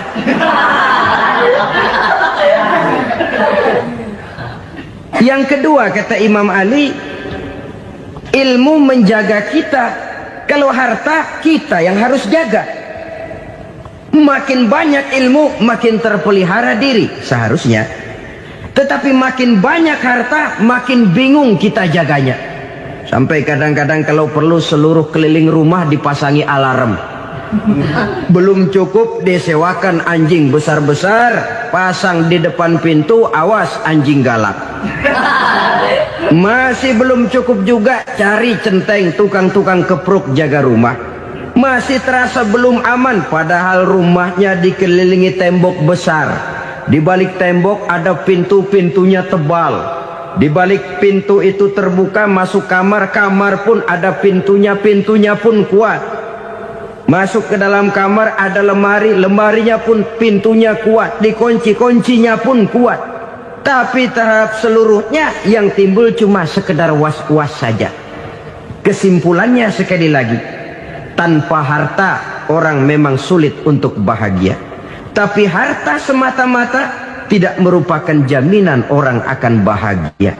Dengan hati yang luas, itu modal utama untuk mencapai kebahagiaan hidup. Orang yang hatinya luas, saudara-saudara, punya hati yang lapang, melihat kenyataan hidup ini, dia bersyukur senantiasa kepada Allah. Lantas tidak timbul hasud dan iri hatinya. Oleh karena itu, jiwanya selalu lapang. Kalau tidak, cupik hati namanya. Dangkal pandangan, tidak senang melihat orang lain dapat nikmat, dan itu sering dijadikan contoh. Kalau orang yang lapang dada, dia lihat tetangganya beli TV baru, dia berkata, alhamdulillah ya, tetangga kita beli TV, mudah-mudahan kita bisa ikut nonton. Lapang dadanya. Tapi orang yang sempit hati, lihat tetangga beli televisi, meriang. Enggak diapa-apain, meriang. Besoknya dengar tetangga beli motor, makin sakit, ke rumah sakit. Lalu di rumah sakit dengar tetangganya beli mobil, mati. Disiksa oleh perasaannya sendiri. Orang kalau hati sudah sempit dalam hidup, kemanapun dia pergi, sempit rasanya medan kehidupannya. Kemudian kita melihat juga ada orang yang menilai bahwa bahagia itu katanya kalau punya kedudukan yang tinggi, pangkat yang agung, wibawa yang besar. Mungkin betul, tapi mungkin juga tidak. Bergantung kepada hati orang yang punya pangkat itu. Sama dengan harta tadi. Harta akan membawa bahagia kalau dia jatuh ke tangan orang yang berhati lapang. Tapi harta akan jadi bencana kalau jatuh ke tangan hati orang yang sempit. Pangkat akan membawa bahaya kalau jatuh di tangan hati orang yang sempit. Lebih dari itu, kenyataan mengajarkan kepada kita bahwa ternyata pangkat dan jabatan tidak selamanya memberikan kebahagiaan dalam kehidupan. Bahkan resikonya kelewat besar. Beberapa bukti kita bisa ambil dari para pemimpin dunia yang menjadi korban lantaran pangkat dan jabatan yang disandangnya. Saudara ingat Presiden Abraham Lincoln dan John Kennedy dari Amerika? Dibunuh orang. Park Chung-hee dari Korea Selatan, Ziaur Rahman dari Bangladesh, Anwar Sadat dari Mesir, terakhir Indira Gandhi dari India, menjadi korban dari pangkat dan jabatan yang disandangnya dari orang-orang yang tidak senang dia memegang jabatan itu. Dia akan mudah mengundang bencana. Sehingga pantas kalau seorang presiden terkemuka Amerika, Harry Truman namanya, dia mengatakan jabatan presiden itu, kata dia, seperti orang nunggang macan, naik macan. Harus kita taiki, kalau enggak dia bakal nerekam kita, ngeri katanya. Adapun orang yang hatinya lapang, kalau dia menerima pangkat dan jabatan, dianggapnya itu satu kesempatan untuk berbuat baik. Tapi orang yang berhati sempit, menerima pangkat dan jabatan, bukan kadang-kadang menerima, malah berusaha setengah mati mencapai dengan segala cara. Kalau perlu jilat atas, jilat atas. Jadi golongan sumuhun dawuh. Jadi kelompok kulon nuwun, yes sir, yang kerjanya cuma oke bos. Kalau perlu jilat atas, jilat atas. Kalau perlu injak yang bawah, injak yang bawah. Perlu sikut kiri kanan, sikut kiri kanan. Yang penting pangkat dapat, jabatan dapat. Orang yang semacam ini, kalau sudah mempunyai pangkat dan jabatan, biasanya dia tidak menganggap itu sebagai amanah, tidak menganggap sebagai kesempatan berbuat baik, tapi malah kesempatan untuk memperturutkan hawa nafsunya yang dilatar belakangi oleh kesempitan hatinya tadi. Apalagi kalau orang memperoleh pangkat karena banyak mengeluarkan uang. Seakan-akan pangkat dan jabatan itu sekarang macam proyek, pakai tender. Siapa yang berani bayar segini, naik. Nggak berani, minggir. Padahal logikanya, kalau orang mencapai satu jabatan karena banyak mengeluarkan uang, hampir bisa dipastikan bahwa setelah jabatan itu dia pegang, langkah pertama yang akan dilakukannya ialah berusaha bagaimana uang yang dia keluarkan supaya kembali. Ya paling kurang pulang modal dulu dong. Soal mikirin rakyat soal nanti, tapi ini modal harus pulang. Itu celakanya kalau orang memperoleh pangkat dan jabatan cuma karena banyak mengeluarkan uang. Jarang orang yang mempunyai keyakinan dan pandangan bahwa pangkat dan jabatan merupakan amanah. Jadi sekali lagi, pangkat dan jabatan mungkin saja membawa kebahagiaan kalau jatuh ke tangan orang yang berhati lapang. Tapi bisa jadi bencana kalau dia jatuh ke tangan orang yang mempunyai hati yang sempit. Dan lagi-lagi stresnya hati yang lapang. Lalu sebagian orang, saudara, ada yang berpandangan katanya bahagia itu kalau jadi orang terkenal, mempunyai popularitas, menjadi idola di kalangan remaja, di kalangan orang tua, di segala lapisan masyarakat. Padahal makin populer orang makin terikat dia.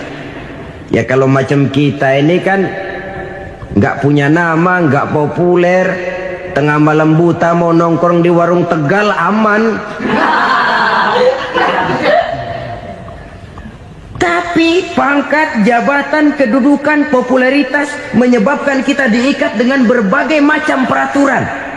Cuma mandi sama ke WC saja yang nggak dikawal.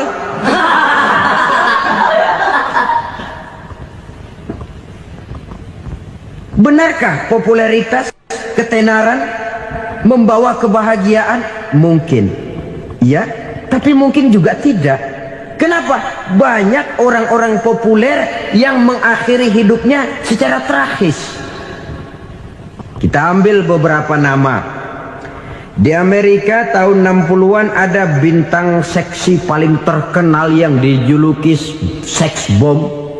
Bom seks. Sampai sekarang jadi legenda, namanya Marilyn Monroe. Singkatan dobelnya itu inisialnya MM, Marilyn Monroe. Terkenal, top, sampai dia mati tahun 62, namanya sekarang masih saja dibicarakan orang. Kenapa dia bunuh diri? Tidak punya hartakah dia? Banyak. Kurang populerkah dia? Seluruh dunia mengenalnya. Sejak rakyat kecil sampai pejabat tinggi dia punya hubungan. Kenapa? Jenuh. Dia terlahir dalam keadaan yatim. Setelah itu tidak lama dia berangkat remaja, ibunya meninggal. Pindah dari wanita asuh ke wanita asuh sampai 12 orang ibu angkatnya. Dan kekecewaan yang paling parah, setiap laki-laki yang dekat dengannya hanya seperti kapal berlabuh.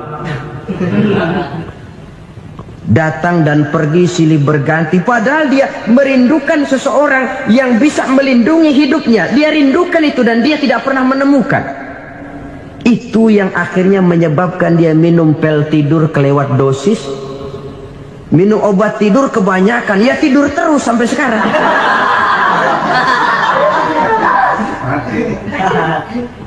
Dia mengakui, saya telah memiliki ketenaran, tapi saya tidak pernah hidup dalam ketenaran itu. Saya pandai main sandiwara, tapi saya ingin hidup dalam alam yang real sebagaimana umumnya orang. Itu yang dia rindukan. Menyusul jejak yang namanya Marilyn Monroe ini, Billie Holiday, saudara kenal tentu, di rumah sakit dirawat. Dia juga minum obat overdosis, mati lagi. Jimi Hendrix minum obat tidur overdosis kelewat batas, mati lagi. Lalu yang menghanyutkan diri di danau, Janis Joplin dan Brian Jones, Ini orang-orang populer, orang-orang terkemuka yang mengakhiri hidup secara tragis, bukan karena tidak terkenal, mungkin karena sudah saking terkenalnya. Contoh paling belakangan, Bruce Lee. Wah, ini tukang-tukang keprok tentu kenal siapa dia. Sampai sekarang pun tabir kematiannya masih merupakan misteri. Dan yang masih hidup juga menunjukkan gejala yang aneh. Michael Jackson, rumahnya di Beverly Hills itu dijaga sedemikian rupa, dan dia selalu curiga kepada setiap makanan harus steril, bersih dari segala macam kimia. Kemana dia pergi, itu tukang-tukang keprok sudah selalu menjaga dan mengawal, dan dia seakan takut menunjukkan mukanya yang asli. Hingga kalau tampil ke tengah di luar show, dia kadang memakai pakaian yang tidak menunjukkan dia yang sebenarnya, takut dikenali orang. Ternyata popularitas sering jadi momok yang meracuni kehidupan manusia. Oleh karena itu, benarlah junjungan kita pada saat beliau mengajarkan orang akan bahagia kalau dia mempunyai hati yang lapang. Nah, sekarang masalahnya untuk mendapatkan hati yang lapang, caranya bagaimana? Kita kembali kepada konsep Quran. Allah mengajarkan, ala inna bi dzikrillahi tatmainnul qulub. Ketahuilah bahwa dengan banyak mengingat Allah, hati akan tenang, jiwa akan lapang. Dengan kata lain, dekat dengan agama, merasakan kehadiran Allah dekat dalam hidup, itu muara pertama untuk mencapai hati yang lapang.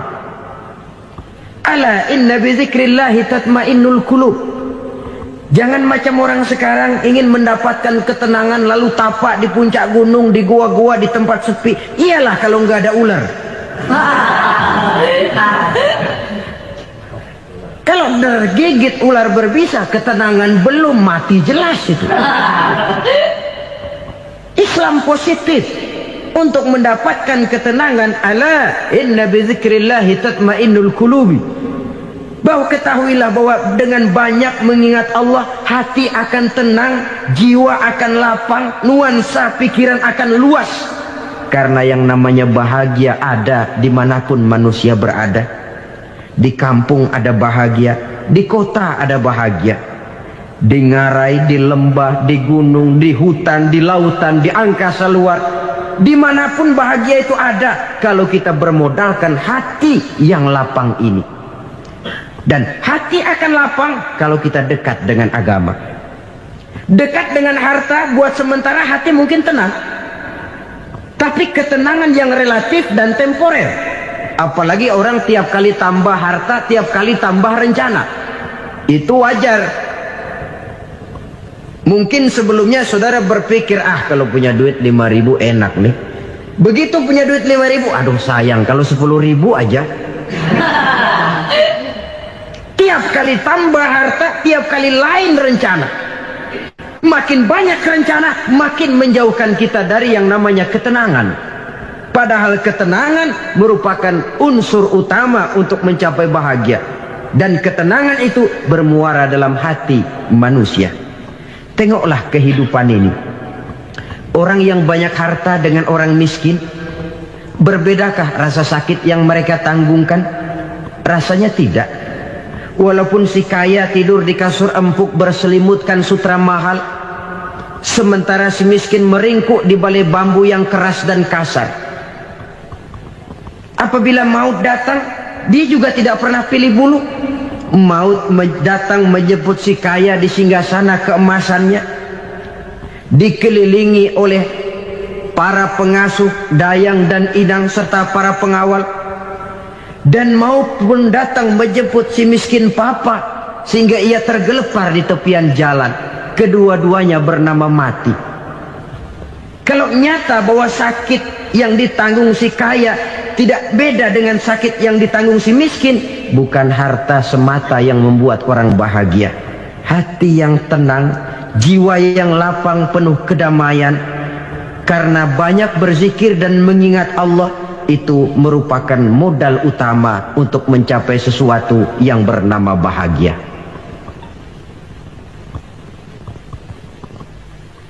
Saudara hadirin yang saya hormati, inilah yang pertama dari 4 ciri yang digambarkan oleh Nabi tentang tanda-tanda orang bahagia. Dan harus berangkat dari yang pertama ini, hati yang lapang. Ini yang harus kita miliki lebih dahulu. Baru nanti akan menyusul kepada poin yang ketiga, kedua, dan selanjutnya. Sebab kalau hati sudah terisi dengan jiwa yang lapang, seluruh persoalan insya Allah akan bisa kita atasi dengan sebagaimana mestinya. Yang kedua sekarang, tanda orang bahagia menurut baginda Nabi, markabun syariah. Orang bahagia itu, kata beliau, punya kendaraan biar cepat asal lancar. Artinya kemana dia mau pergi mudah. Apa maksud hadis ini? Kalau kita kaji lebih dalam, kendaraan itu kan alat transportasi. Transportasi tidak lain adalah usaha memudahkan komunikasi. Pindah dari situ kepada teori bahwa manusia adalah zon political, makhluk bermasyarakat yang tidak bisa memenuhi kebutuhan hidupnya secara sendirian. Kita memerlukan keberadaan orang lain dalam kehidupan ini. Untuk memakai baju saja kita sudah perlukan petani yang tanam kapas, pabrik yang memintal kapas jadi benang, pabrik yang menenun benang jadi kain, sampai kepada mesin jahit, sampai kepada tukang jahit. Itu cuma untuk memakai pakaian saja. Tidak seorang pun di antara kita yang sanggup memenuhi kebutuhan hidupnya secara sendiri. Kita perlu orang lain. Maka kebebasan dalam arti mutlak, kebebasan tanpa batas, itu tidak mungkin ada dalam kehidupan. Karena kita mengadakan yang disebut interaksi sosial. Setiap kegiatan kita tentu melibatkan orang lain. Menurut kita barangkali kita bebas jalan di jalan raya semaunya, tapi orang lain berkendaraan pun merasa bahwa ini ada juga jalan haknya, dan begitu selanjutnya. Oleh karena itu, maksud dari kendaraan yang cepat ini adalah khulato'uhu ma'as solihin. Lingkungan pergaulannya terdiri dari orang-orang soleh. Pergaulannya luas. Kemana dia pergi ada temannya. Kesulitannya ada tempat dia cerita. Dan kesulitan kalau sudah diceritakan kepada orang lain, taruh kata orang itu tidak bisa menolong, namun menceritakannya kepada orang yang kita percayai, kan paling kurang sudah mengurangi beban jiwa, mengurangi tanggungan batin, merasa masih ada tempat kita cerita. Maka lebih baik orang awam yang mau bergaul ketimbang orang setengah alim tapi ngunci pintu. Sebab nantinya akan timbul sikap picik, cupik pandangan, dan tidak luas menghadapi kenyataan dalam kehidupan ini. Namun yang harus kita garis bawahi, pergaulan memang mesti luas.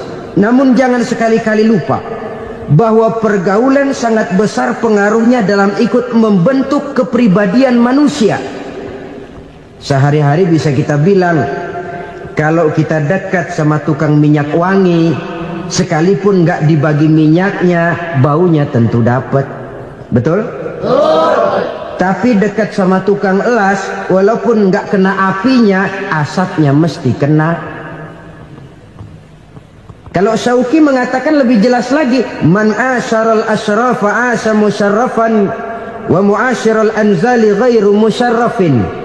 Awalam taral jildal hakira muqabbalan bisagri lamma sara jildal mushaf. Siapa yang bergaul dengan orang mulia, dia bakal ikut menjadi mulia. Tapi siapa yang berteman dengan orang hina, dia tidak bakal ikut menjadi mulia. Tidakkah kau lihat, kata Syauqi, kulit kambing yang hina pun dicium orang ketika menjadi kantong Quran. Kulit kambing hina, kalau dia sendirian gak ada yang mau cium.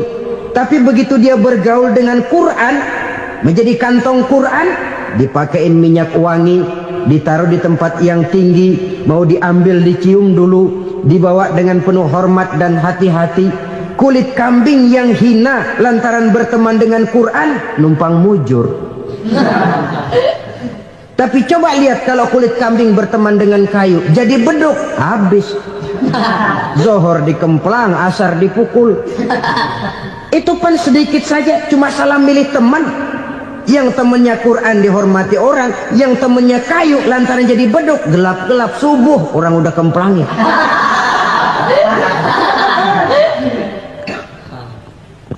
Maka terutama kepada adik-adik remaja yang masih mencari identitas diri, yang ibarat kaset masih kaset kosong, mudah diisi oleh apapun, pandai-pandailah memilih teman dalam bergaul. Karena banyak orang yang tadinya baik-baik, ketika terseret dalam pergaulan dengan orang yang tidak baik, kebaikannya menjadi lentur dan luntur. Tapi berapa banyak bajingan-bajingan tengik, orang-orang yang berlumur noda dan dosa, tiap hari melakukan maksiat, namun bergaul dengan orang yang baik-baik, pada akhirnya sedikit demi sedikit beringsut dan berangsur dia terbiasa mengikuti kebaikan-kebaikan. Saya tekankan ini kepada remaja karena mereka masih mencari identitas diri. Apa yang mereka lihat mereka mau, apa yang mereka dengar mereka ingin tahu. Coba lihat kehidupan remaja. Pulang nonton film Rambo, pengen jadi Rambo, gagah, maunya belekai melulu. Pulang nonton film Superman, pengen bisa terbang. Pulang nonton India, nyanyi melulu. Wajar, mereka masih mencari identitas diri. Saya ini sebenarnya siapa? Lingkungan, pergaulan akan membentuk itu. Karena itu pandai-pandailah bergaul, karena ia sangat besar pengaruhnya dalam ikut membentuk kepribadian manusia. Apalagi sifat yang jelek lebih cepat menularnya ketimbang sifat yang baik. Sifat yang baik, watak yang soleh itu lambat sekali untuk menular. Tapi yang tidak baik, kan prosesnya mah kalau remaja biasanya mula-mula dengar. Karena dengar lalu pengen tahu. Karena pengen tahu lalu ngeliatin. Begitu ngeliatin kan pengen nyobain. Setelah nyobain ketagihan. Nah, ini prosesnya. Yang namanya ganja, morfin, narkotik, awalnya kan begitu. Mula-mula dengar, katanya kalau sudah fly to the sky, sudah melayang ke langit, katanya disitulah puncak kebahagiaan. Mulanya cuma dengar. Karena dengar pengen tahu. Karena pengen tahu lalu ngeliat, kumpul sama orang yang suka ngeganja. Setelah ngeliat, nah pengen ngerasain.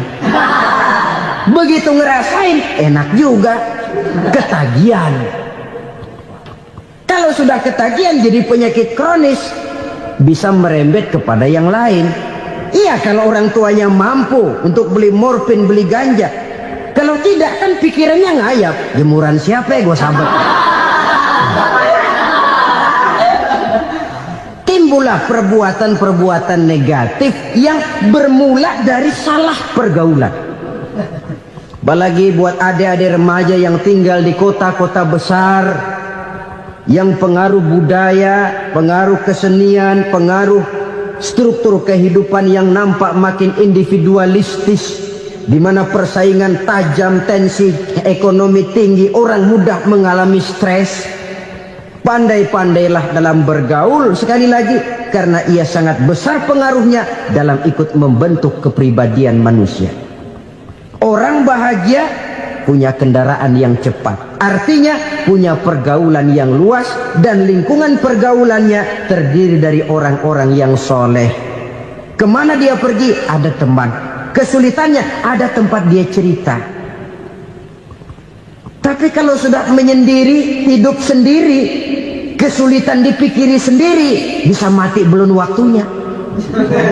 Tidak ada tempat berbagi rasa, tidak ada tempat bercerita, tidak ada tempat mengurangi beban dalam kehidupan. Pantas betul kalau Islam sangat menggalakkan dan menganjurkan orang kalau sudah sampai waktunya itu untuk melangsungkan nikah. Kata Nabi, ya ma'syaras syabab man istata'a minkumul ba'at falyatazawwaj. Hai para pemuda, kalau sudah mampu memberi nafkah, kawinlah, nikahlah kamu. Kenapa? Sudah ada teman hidup, tempat berbagi rasa. Kesulitan kalau ada tempat cerita akan lebih ringan ketimbang kita telan sendiri, walaupun bobot kesulitannya sama beratnya. Saudara-saudara kaum muslimin rahimakumullah, inilah ciri yang kedua, punya kendaraan biar cepat asal lancar. Kemana kita mau pergi gampang. Dengan kata lain, setelah hati yang luas, pergaulan yang luas. Dua. Yang ketiga sekarang, tanda orang bahagia itu menurut Nabi, misbahun mudhi'un, punya lampu yang terang. Oh, itu enggak problem. Sekarang sudah zamannya listrik masuk desa, Pak. Lampu sudah terang semua. Betul, kalau itu yang dimaksud. Tapi tidak cuma itu. Karena lampu yang dimaksud di sini, lampu yang akan menerangi seluruh perjalanan hidup. Dan perjalanan hidup itu sudah dimulai sejak kita terlahir ke alam ini, sampai masuk ke alam barzah, kumpul di padang mahsyar, sampai ke akhirat. Lampu yang menerangi itu yang diperlukan. Kalau lampu, katakanlah yang paling top sekarang kan lampu jenis Mercury. Taruhlah itu di rumah kita, dia cuma menerangi rumah kita, menerangi hati pun tidak sanggup. Bila kita masuk ke alam barzah, alam kubur, sanggupkah si Mercury yang begitu terang menerangi alam barzah kita? Tidak sanggup lagi. Sanggupkah lampu yang ratusan watt, bahkan puluhan ribu watt menerangi kehidupan di padang mahsyar? Tidak akan sanggup lagi. Kalau demikian, yang dimaksud lampu yang terang di sini apa? Tidak lain amal soleh, kebajikan yang kita lakukan dalam hidup. Itu yang akan jadi lampu penerang. Di dunia nama kita akan terang. Jasad kita boleh hancur terkubur tanah, tapi nama kita akan dikenang orang. Begitulah kalau orang meninggalkan kebajikan dalam hidup seperti sekarang. Ribuan orang tiap saat berziarah ke kubur Imam Syafi'i, ke kubur Imam Malik, ke kubur Imam Ghazali, ke kubur orang yang baik-baik, orang yang soleh-soleh. Kebajikannya yang ditinggalkan, yang mengukir namanya dengan tinta emas. Sehingga saudara sudah terbaring di alam kubur, orang lewat, Allah, ini kuburannya Fulan bin Fulan, dulu ini kebaikannya Masya Allah, saya ikut merasakan. Mari kita mampir sebentar, kita Fatihah. Mohon disampaikan Allah pahalanya kepada almarhum. Al-Fatihah. Itu kalau orang baik-baik. Lalu saudara tanya, Pak, orang mati dikirimin Fatihah apa nyampe pahalanya? Saya jawab, kalau saudara nggak percaya, mati dulu dah. Nanti saya Fatihain, tungguin di sana. Umpama nggak sampai, balik lagi kemari. Sekarang ini kan maunya otak-otakan saja. Kalau nggak masuk otak, nggak percaya. Padahal alam gaib itu nggak bisa diotak-otakin. Sama saja dengan saudara pernah dengar cerita kapal Tampu Mas tenggelam kan? Pernah nggak? Di mana? Ya, di laut Masalembo. Begitu ke Tampu Mas tenggelam, ratusan penumpang itu terjun ke laut, dipermainkan gelombang, berjuang menghadapi maut itu. Orang lagi timbul tenggelam di lautan, dihantam ombak, kita tengokin pakai helikopter. Pak, lagi timbul tenggelam ya? Iya, tolongin. Jangan khawatir Pak, nih saya kirim intan Pak, harganya 10 juta. Kira-kira orang yang timbul tenggelam di laut seneng nggak? Ya. Kan mahal toh intan 10 juta. Kenapa dia nggak senang? Karena intan 10 juta dalam kondisi seperti itu tidak sanggup menyelamatkan dia. Dia akan girang kalau dikirimin ban mobil bekas, dikirimin papan terentang atau bambu. Intan yang 10 juta dia nggak girang. Ban mobil bekas yang 1000 perak, tuh pegang, itu yang dia girang betul. Inilah sebabnya Nabi berkata, mal mayyitu fi qabrihi illa kal ghariqil mutaghawwis. Orang yang meninggal di alam kuburnya seperti orang timbul tenggelam di lautan. Yantaziru da'watan min ahli, menunggu doa dari keluarganya yang masih hidup. Duh, bapak saya sudah meninggal, saya sayang benar sama dia. Kirimin kulkas ke kuburannya Itu sama saja dengan tadi orang tenggelam di lautan dikirimi intan yang harganya 10 juta, tidak sampai. Begitulah kalau kebajikan yang kita tinggalkan dalam hidup, sudah mati pun kubur kita masih diziarahi orang. Tapi kalau jahat yang kita tinggalkan, boro-boro lah orang mau doa lewat dekat kuburan kita juga seram. Tuh bajingan no, dulu mati dipendem di situ tuh. Jangan lewat situ, ntar kesurupan, jangan. Lewat saja orang ngeri. Konon lagi membacakan Fatihah dan mengirimkan doa. Hidup pada hakikatnya adalah kesempatan untuk berbuat baik.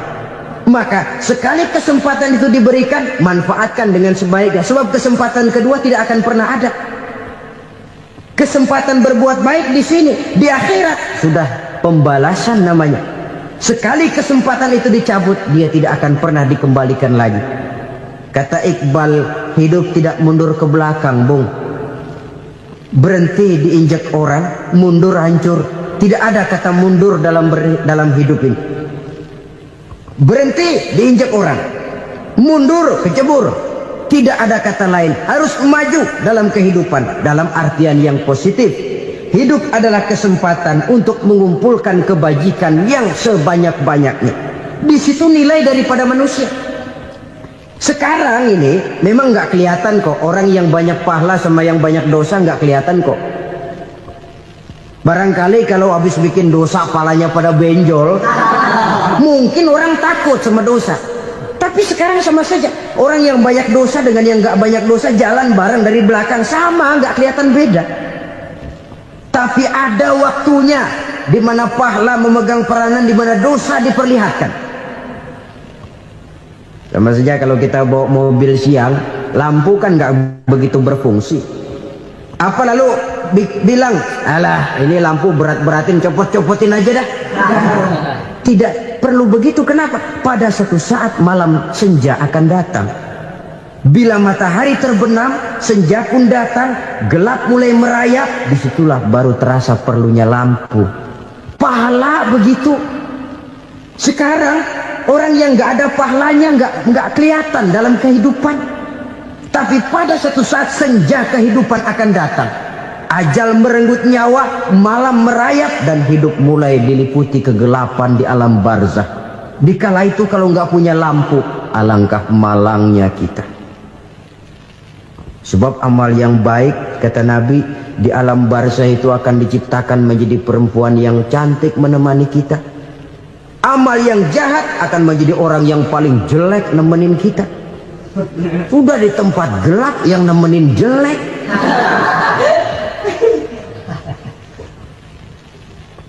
Kaum muslimin rahimakumullah.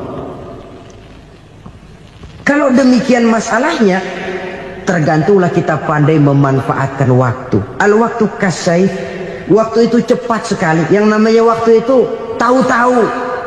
Tahu-tahu udah tahun 87. Tahu-tahu udah begitu. Tahu-tahu yang kemarin anak-anak, sekarang udah pada punya anak.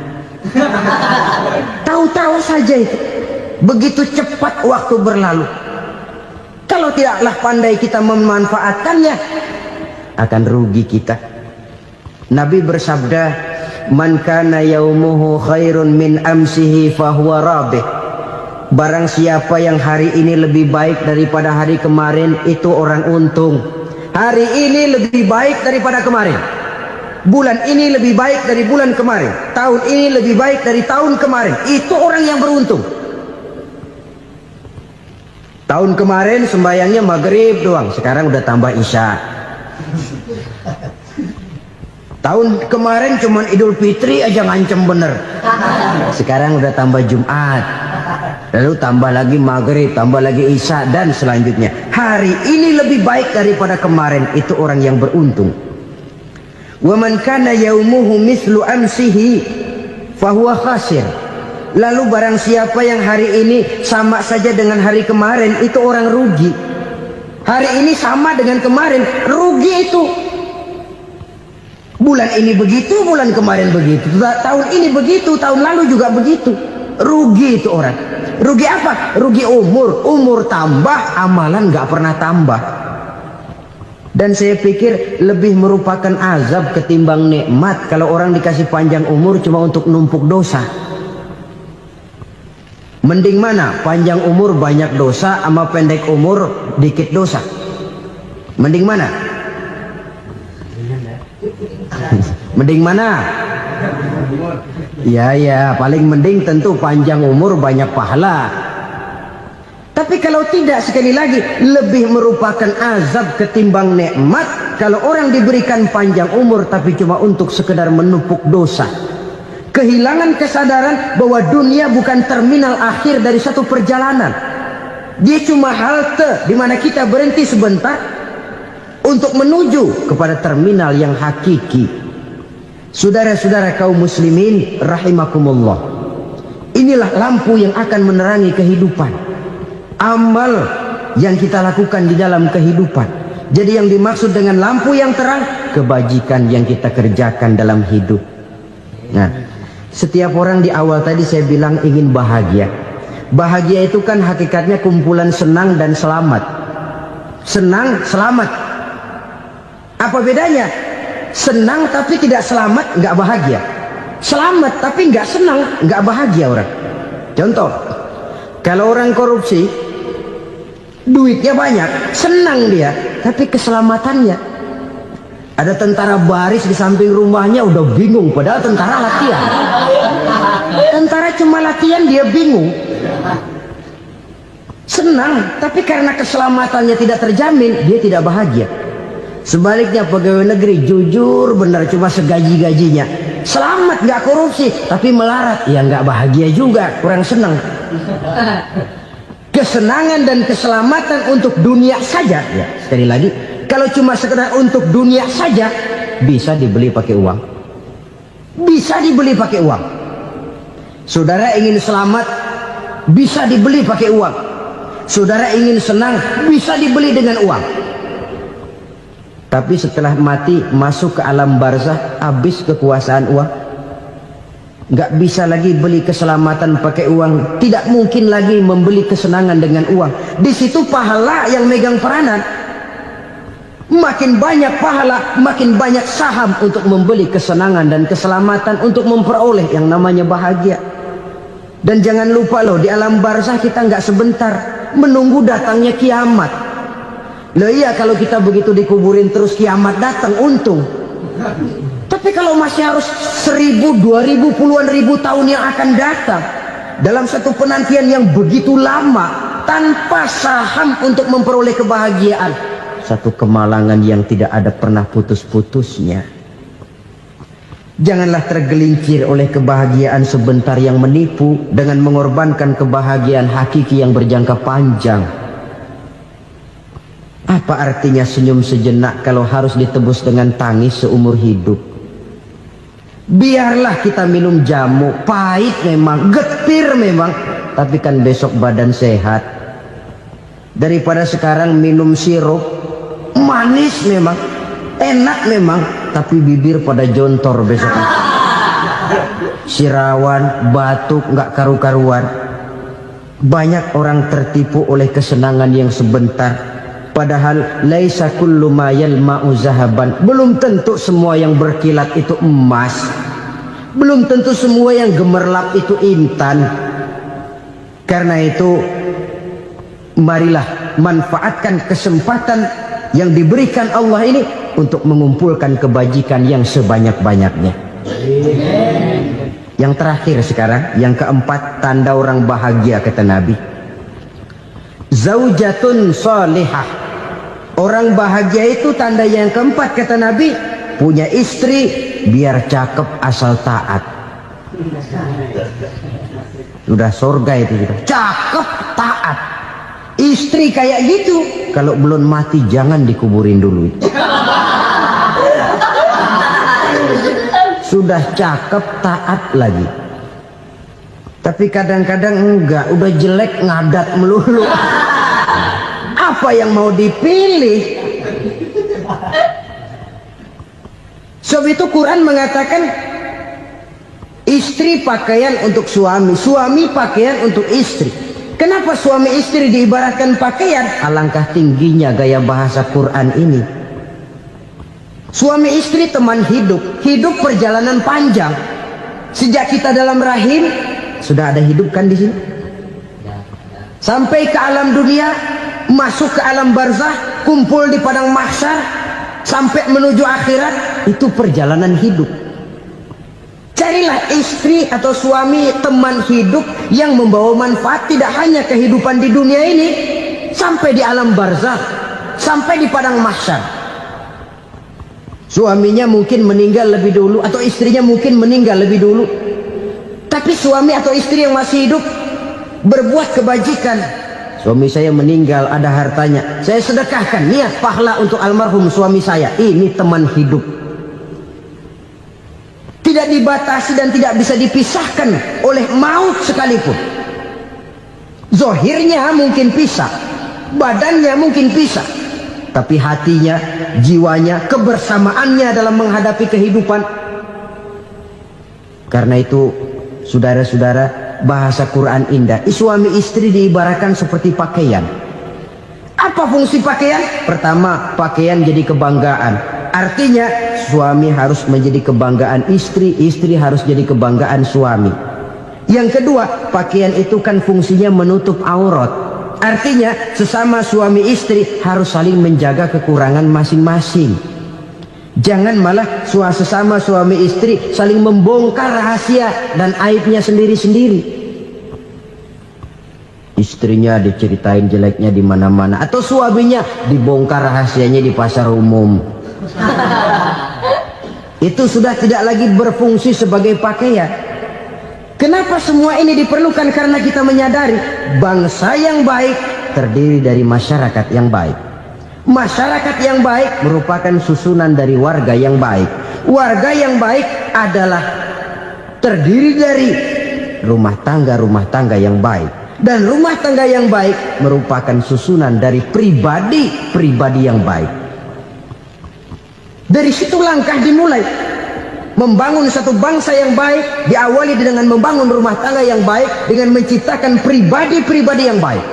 Sehingga dari sini diharapkan berkembanglah nilai-nilai kebaikan. Orang akan bahagia mempunyai istri yang soleh. Kenapa? Tidak ada seorang suami bisa sukses jadi apapun dia, apapun profesinya. Dokterkah, kiaikah, mubalighkah, petanikah, pengusahakah, pejabat tinggikah, tidak ada seorang suami yang bisa sukses tanpa peran serta istrinya. Walaupun memang peranan itu tidak begitu kelihatan, tapi sangat menentukan.